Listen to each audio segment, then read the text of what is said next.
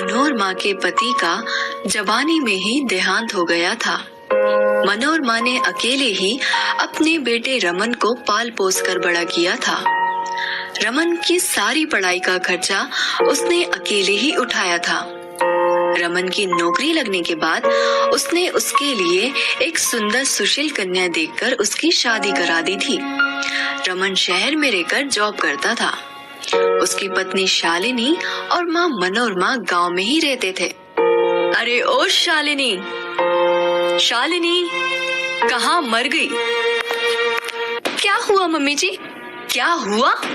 वे सब छोड़ो, ये बताओ कि बिजली का बिल इतना ज्यादा कैसे आ रहा है? तुम्हें बिल्कुल समझ नहीं है?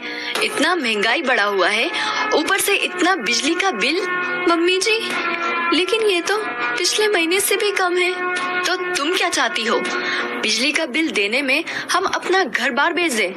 आज के बाद कितनी भी गर्मी हो, घर में एक ही पंखा चलेगा। मई का महीना था।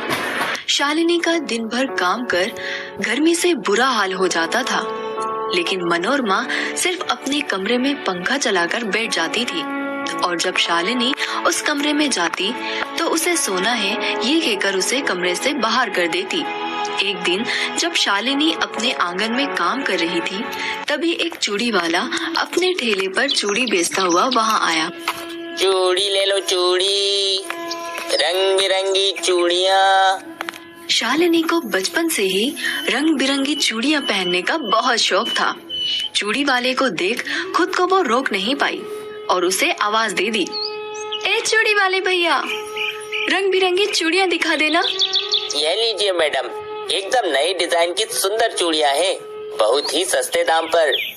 शालिनी को चूड़ियाँ बहुत पसंद आती है। तभी वहाँ मनोरमा आ जाती है। क्यों री, तुमको समझ नाम की कोई चीज नहीं है क्या? यहाँ महंगाई इतनी बढ़ती जा रही है और तुम्हें नई चूड़ियाँ पहननी है। मम्मी जी, मेरी सारी चूड़ियाँ घर के काम काज करने में टूट गई हैं। एक भी अच्छी चूड़ियाँ नहीं बची मेरे पास। वैसे भी तुम चूड़ियाँ पहनकर कौन सा विदेश जा रही हो? चलो चूड़ी वाले भैया, यहाँ से आगे निकल जाओ। ले लेने दीजिए ना ये चूड़ियाँ, इन पर बहुत जचेगी। क्यों रे, अब तू हमारे बीच में बोलेगा? रहने दीजिए भैया, मुझे चूड़ी नहीं चाहिए।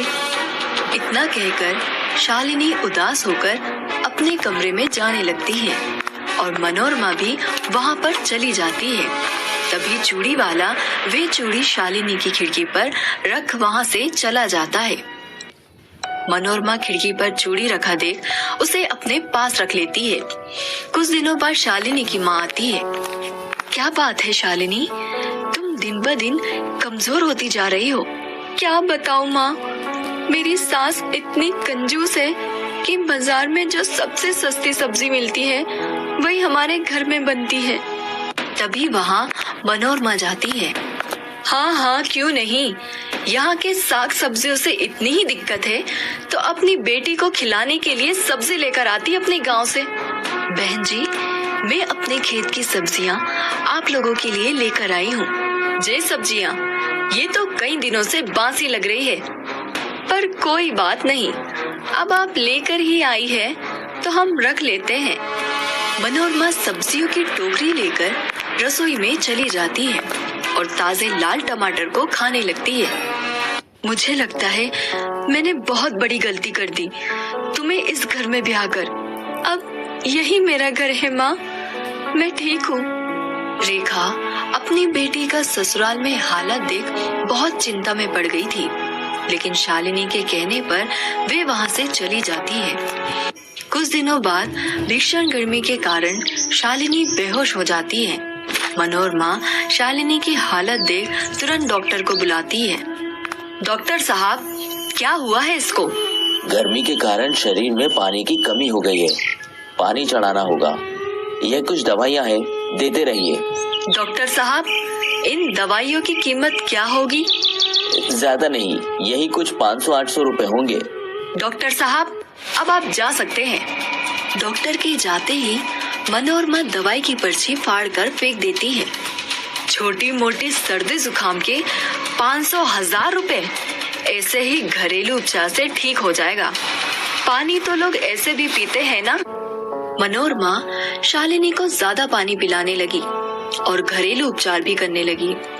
ऐसे ही 2 दिन बीत गए, लेकिन शालिनी की तबीयत पर कोई असर नहीं पड़ा। मम्मी जी, आप मेरी माँ को बुला लीजिए या मेरे पति को बुला दीजिए, वरना मैं ऐसे ही पड़ी पड़ी मर जाऊंगी। तुम्हें मेरा इलाज पसंद नहीं तो मैं तेरी माँ को बुला देती हूँ। मनोरमा फोन कर रेखा को बुला लेती है। रेखा शालिनी को अपने साथ लेकर चली जाती है और वहाँ उसका अच्छे डॉक्टर से उपचार करती है। एक दिन रेखा मनोरमा के घर आती है। हाय रे, मेरी मति मारी गई थी जो मैंने तेरे घर में अपनी बेटी को बहू बनाकर भेजा। तेरी वजह से उसकी जान चली गई। क्या? शालिनी की जान चली गई? हाँ, तेरी कंजूसी की वजह से उसका सही वक्त पर इलाज ना हो पाया। मैं नहीं चाहती कि तेरा साया भी उस पर पड़े, वरना तुम मेरी बेटी के शव के ऊपर चढ़े फूलों की भी कीमत लगाने लगोगी। मनोरमा वही रोने लगती है और खुद को कोसने लगती है। हाय, मुझसे बहुत बड़ी गलती हो गई। आज मेरी कंजूसी के कारण बेचारी मेरी बहू की जान चली गई है। मैं आपसे कंजूसी नहीं करूंगी। तभी शालिनी वहाँ जाती है। शालिनी को देख मनोरमा की खुशी का ठिकाना नहीं होता और वो उसे गले से लगा लेती है। मम्मी जी, बचत करना अच्छी बात है,